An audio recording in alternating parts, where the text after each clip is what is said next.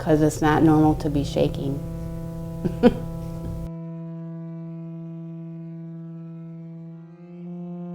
My name is Holly Beth Klein. I'm 61 years old.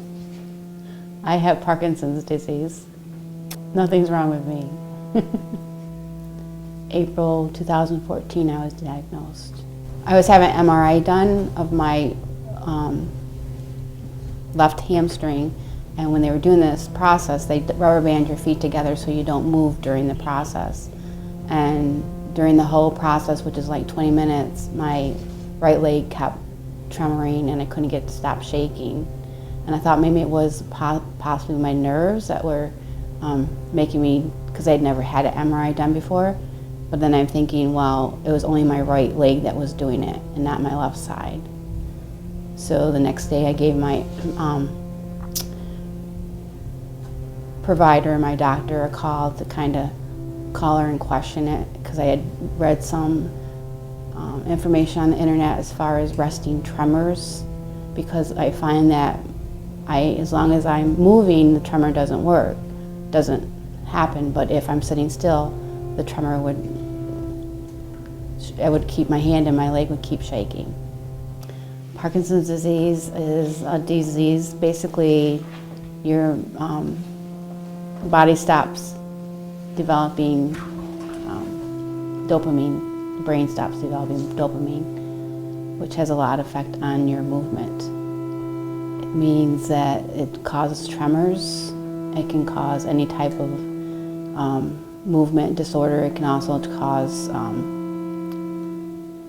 thinking disorders, speech, anything that basically your brain makes your body do.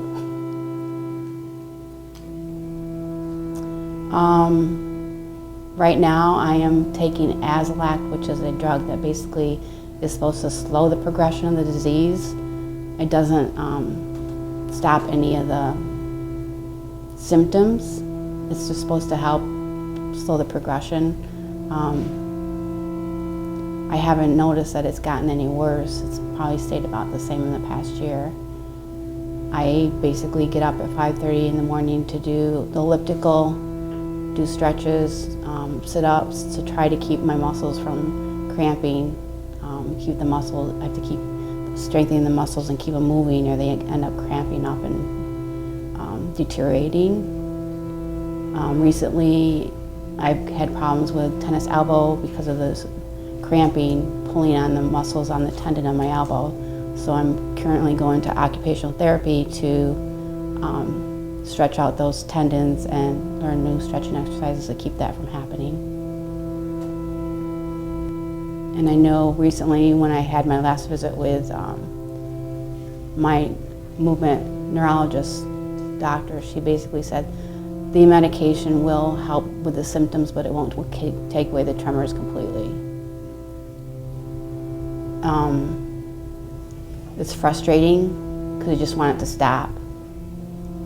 And it's okay, like right now where I'm sitting still, the tremors are happening because I'm not moving.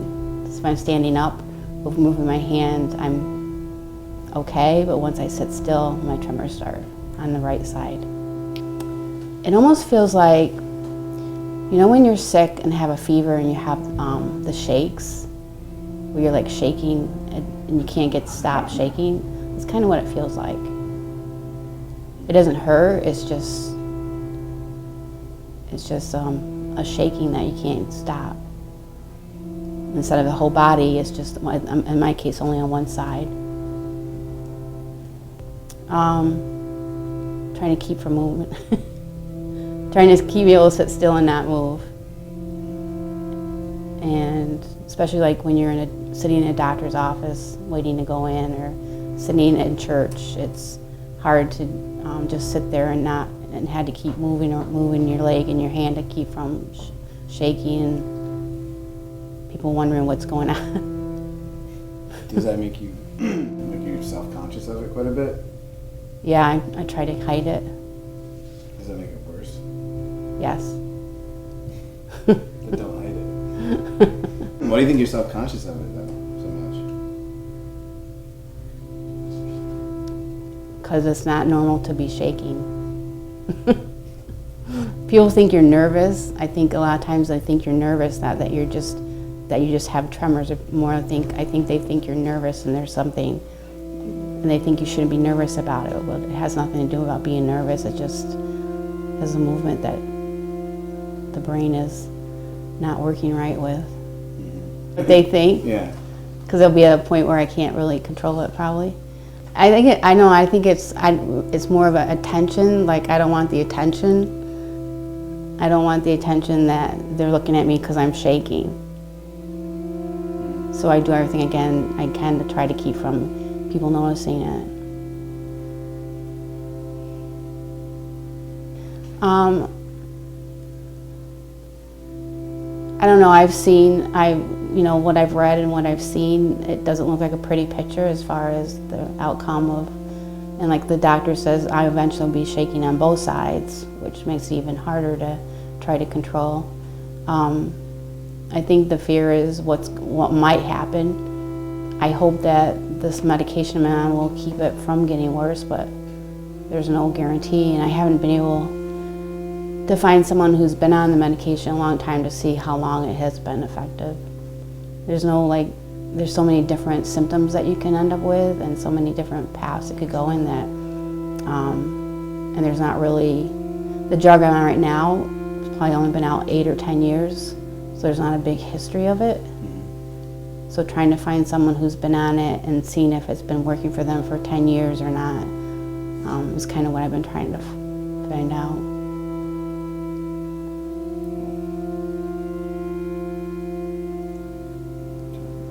Obviously, the unknown is the big factor there, how it's going to impact our lives, and especially with Holly on the pretty much the eve of retiring, and how that will impact us in our retirement and how we move forward. I mean, that's obviously the 800-pound gorilla in the room. Right? The sadness of the thought that I won't be able to be biking or hiking or kayaking or camping, if that, a lot of those things might be things that I may not be able to do, and those are all things that I love to do and that Charlie and I do a lot together with. So the thought of that being an end to it is scary, but that's why I want to get up and exercise every morning and try to keep everything moving while I can.